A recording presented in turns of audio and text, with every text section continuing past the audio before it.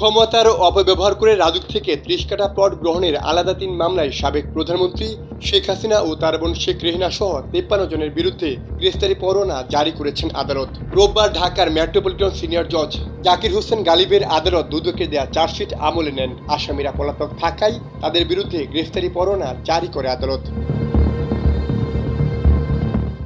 এ তালিকায় সাবেক প্রধানমন্ত্রী শেখ হাসিনা ছাড়াও তার বোন শেখ রেহেনা ও তার ২ মেয়ে টিউলিপ সিদ্দিক ও আজমিনা সিদ্দিক এবং ছেলে রেদওয়ান মুজিব সিদ্দিক ববি রয়েছেন। দুদকের আদালতের প্রসিকিউশন বিভাগের সহকারী পরিচালক আমিনুল ইসলাম এই তথ্য নিশ্চিত করেন। এর আগে গত ১০ এপ্রিল রাজুকের প্লট বরাদ্দে দুর্নীতির অভিযোগে দুদকের করা মামলায় শেখ হাসিনা ও তার মেয়ে সাইমা ওয়াজেদ পুতুল সহ ১৮ জনের বিরুদ্ধে গ্রেফতারি পরোয়ানা জারি করেন একই আদালত।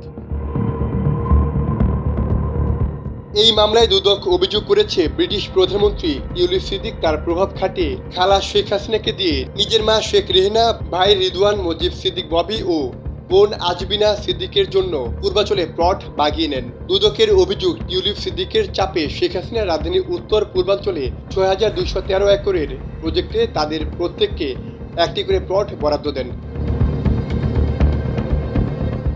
মামলাটি তদন্ত করে গত ১০ মার্চ অভিযোগপত্র দাখিল করেন আফনান জান্নাত টিয়া।